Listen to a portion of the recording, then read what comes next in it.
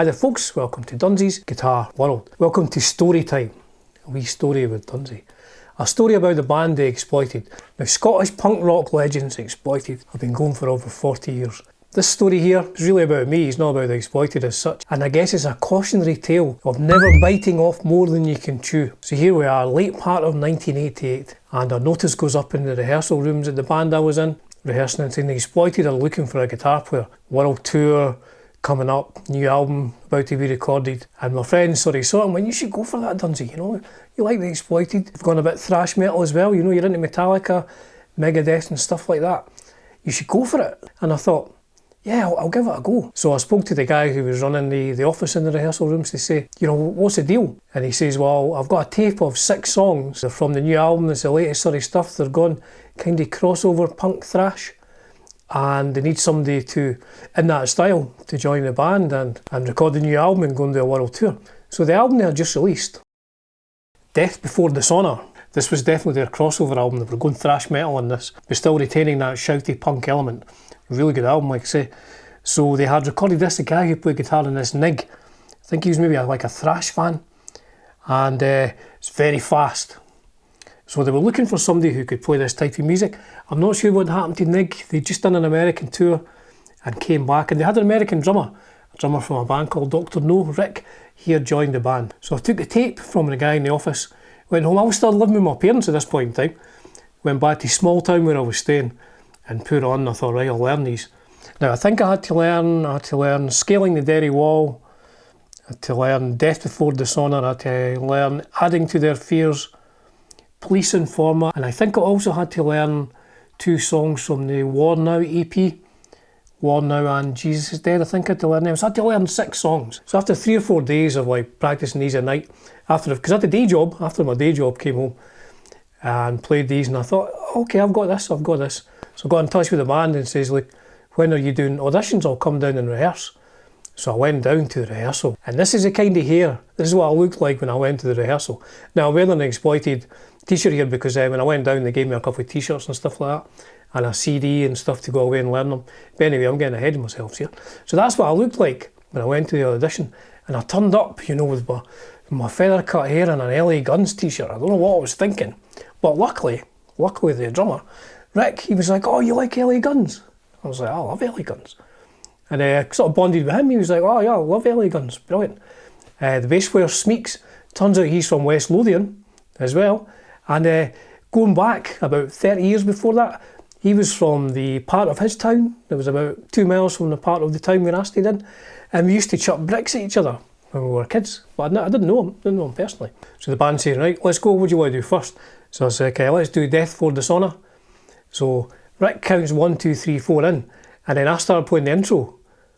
And they all kind of looked at me. They stopped playing and looked at me and went, and I said, oh, that's what it's like on the album. And they said, we don't do the intro bit. I was like, oh no, this isn't going well. But anyway, so we started again. We went through that, and then I went through the other songs as well, and it sounded pretty good. I mean, back in those days, I could probably play pretty fast, but these days I am most definitely struggling to play that fast. Although that said, here's a quick clip of me from about 3 days ago when I put this album on. I tried to play along with it again.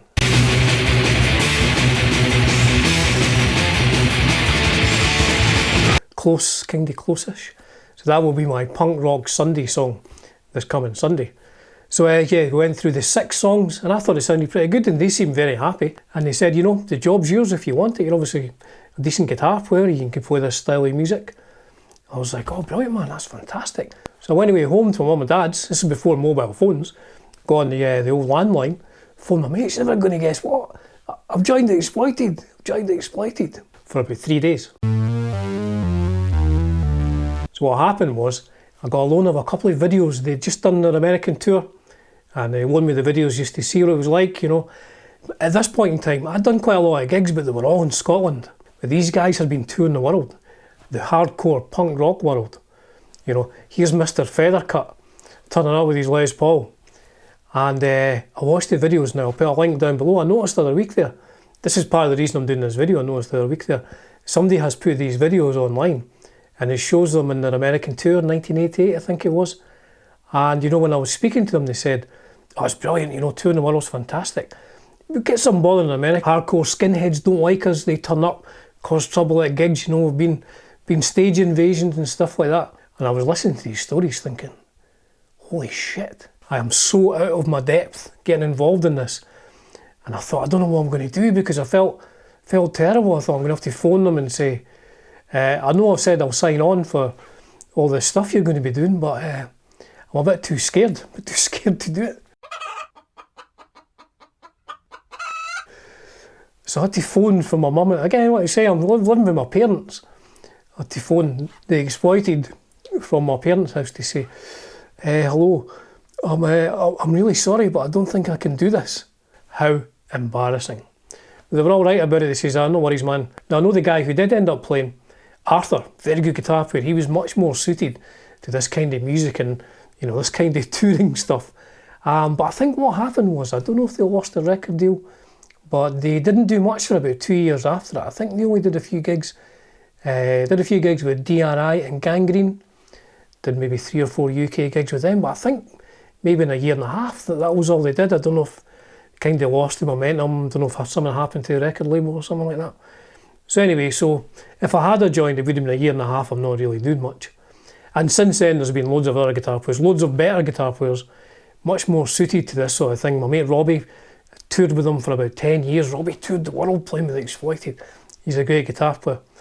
And he's much better suited to that sort of thing, you know. Really wasn't for me, man. I would have been so out of my depth involved in that kind of world, you know.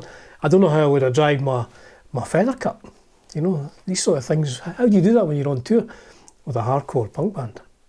So there you go, folks. That is my Exploited story. As I say, I mean, it's more about me. It's not so much about the Exploited. And I guess, like I said, it's about sometimes, you know, you put your hat in the ring for something and then you're successful and you take a step back and think, whoa, I can't do that. I can't do that. Then you have to phone from your mum and dad's house and embarrassingly say, hello, I don't think I'm going to be able to do it. Really sorry. There you go. Exploited though, still going strong. Still a fantastic band. As ever, folks, it's a privilege and a pleasure bringing you content on Dunsy's Guitar World. Just for now.